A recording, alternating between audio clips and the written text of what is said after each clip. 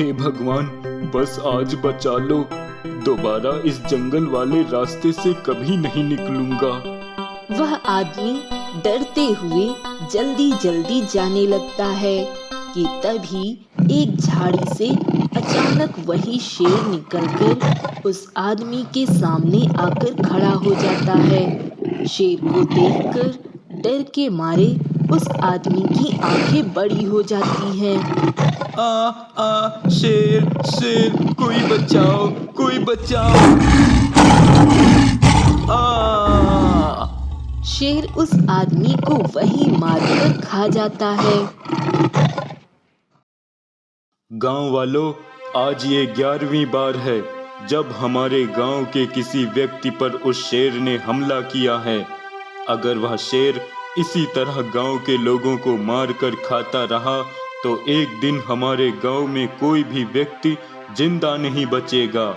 इसलिए आज के बाद गांव का कोई भी व्यक्ति जंगल के उस रास्ते पर नहीं जाएगा। जंगल का वो रास्ता बंद किया जाता है। गांव से बाहर जाने के लिए किसी और रास्ते का निर्माण जल्द से जल्द किया जाएगा। अब क्या खाऊं, किसको खाऊं? जंगल में अब कोई जानवर बचा नहीं है और इंसानों ने भी 1 साल से जंगल के रास्ते से निकलना बंद कर रखा है। लगता है भूख से ही अब मेरी मौत हो जाएगी। मुखिया जी, आपका बहुत बहुत धन्यवाद। आज हम सब गांव वाले आपकी वजह से ही सुरक्षित हैं। हाँ मुखिया जी, आज हम सब गांव वाले आपकी वजह से ही सुरक्षित हैं। 1 साल पहले अगर आपने गांव के बाहर जाने के लिए जंगल वाला रास्ता बंद करवाकर दूसरा रास्ता ना बनवाया होता तो आज गांव में कोई भी नहीं बचता उस शेर के आतंक से। हाँ मुखिया जी, हम सब गांव वाले आपके एहसानमंद हैं। आपने हम सब गांव वालों को शेर के कहर से बचाया है। इस गांव का मुखिया होने के नाते ये सब करना मेरा फर्ज था। मैंने किसी पर कोई एहसान नहीं किया है। गांव वालों, ये गांव मेरा अपना है। इस गांव में रहने वाला हर व्यक्ति मेरा अपना है।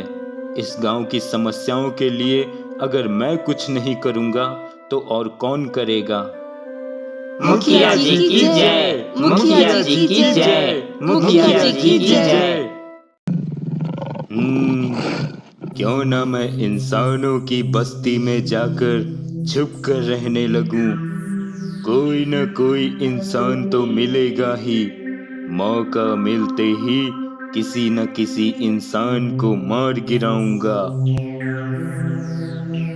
यह सोचकर वह शेर जंगल से निकलकर इंसानों की बस्ती में आ जाता है, जहां उसे एक साधु का आश्रम दिखाई देता है।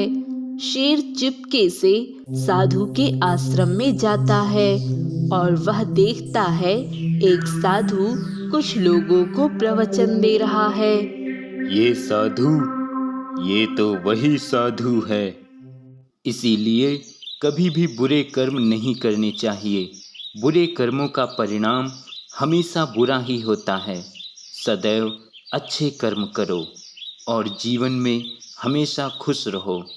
सज्जनों, आज के लिए बस इतना ही। मैं कुछ समय के लिए ईश्वर के दर्शन के लिए जा रहा हूँ। वहाँ से लौटूंगा तब मेरा अगला प्रवचन होगा। अच्छा, तो ये साधु ईश्वर के दर्शन के लिए जा रहा है। इस आश्रम में बहुत लोग इस साधु का प्रवचन सुनने आते हैं। मेरे दिमाग में एक विचार आ रहा है। अगर काम बन गया तो मजा ही आ जाएगा। साधु और सभी गांव वालों के जाने के बाद आश्रम में सिर्फ 2 चेले बचते हैं और शेर अचानक उनके सामने आकर खड़ा हो जाता है, जिसे देख दोनों डर जाते हैं। कैसे हो मित्रों? शेर, भागो भागो। अगर भागने की कोशिश भी की तो दोनों को कच्चा चबा जाऊंगा। अरे अरे, ये शेर तो हम इंसानों की तरह बोलता भी है। ये कैसा शेर है? मैं कैसा शेर हूँ इस पर दिमाग मत लगाओ। बस इतना जान लो, मैं इंसानों की भाषा बोल भी सकता हूँ और समझ भी सकता हूँ। और आज से तुम दोनों उस साधु के नहीं, मेरे चेले बनकर रहोगे और आज से मेरे लिए काम करोगे। तुम्हारे लिए काम करना होगा? क्या काम करवाना चाहते हो तुम हमसे? तभी शेर उन दोनों को बताता है कि उन्हें क्या करना है, जिसे सुनकर दोनों चेले हैरान रह जाते हैं। तभी एक चेला शेर से कहता है, नहीं, ये गलत है, ये छल है, ये लोगों के साथ विश्वासघात है। मेरे गुरुजी ने हमें ये शिक्षा नहीं दी है। ये बुरा काम हम नहीं करेंगे। चेले के इतना कहते ही शेर क्रोधित होकर उस चेले पर झपट्टा मारकर उसे खा जाता है। ये देख दूसरे चेले की आंखें फटी की फटी रह जाती हैं। वह बहुत ज्यादा डर जाता है। अब तुम्हारा क्या ख्याल है? माननी है मेरी बात या नहीं? मानूंगा, मानूंगा, सब बात मानूंगा। जो तुम कहोगे सब करूंगा। मुझे मत खाना। आज से मैं तुम्हारा ही चेला हूँ। मैं सब करूंगा, जो तुम कहोगे वो सब करूंगा। काफी समझदार हो। सही फैसला लिया तुमने। नाम क्या है तुम्हारा? मेरा नाम आनंद है। आनंद, अब तुम ही मेरे जीवन में आनंद लेकर आओगे। आनंद ही आनंद आएगा मुझे अब इस साधु की कुटिया में। जाओ आनंद, अपने कार्य पर लग जाओ। काम हो जाने के बाद तुझे भी मार कर खा जाऊंगा एक दिन। आनंद गांव में लोगों से बात करता है और उन्हें समझाने की कोशिश करता है। क्या आनंद भाई, ये तुम क्या कह रहे हो? गुरुजी के आश्रम में शेर? हाँ, और वो कोई ऐसा वैसा शेर नहीं है। इंसानों की तरह बोलने और समझने वाला महान विद्वान पंडित शेर महाराज हैं। अरे नहीं नहीं आनंद भाई, पहले भी हम शेर के आतंक से परेशान होकर किसी तरह छुटकारा पा सके हैं। अब किसी भी शेर के चक्कर में नहीं पड़ना चाहते हैं। हाँ हाँ आनंद भाई, जब गुरुजी वापस आ जाएं, तब हमें बता देना। हम गुरुजी के पास आ जाएंगे, पर हम किसी शेर के पास नहीं जाएंगे, चाहे उसे गुरुजी ने ही क्यों ना भेजा हो, या फिर वो कितना ही बड़ा कोई विद्वान पंडित शेर ही क्यों ना हो। हमें माफ कर दो आनंद भाई। शेर से हम सभी गांव वाले बहुत डरे हुए हैं पहले ही। आनंद के बच्चे, मैं कुछ नहीं जानता। कुछ भी कर, कैसे भी करके एक एक इंसान को हर हफ्ते में आश्रम में लेकर आ।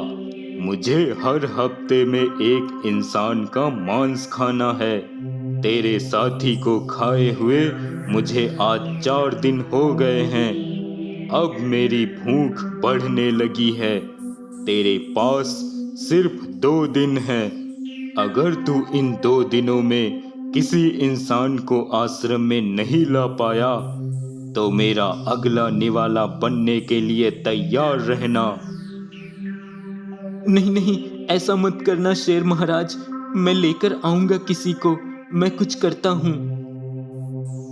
सुन, किसी भी इंसान की सबसे बड़ी कमजोरी है उसका लालच।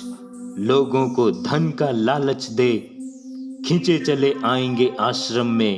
अब जाओ और किसी को लेकर आओ।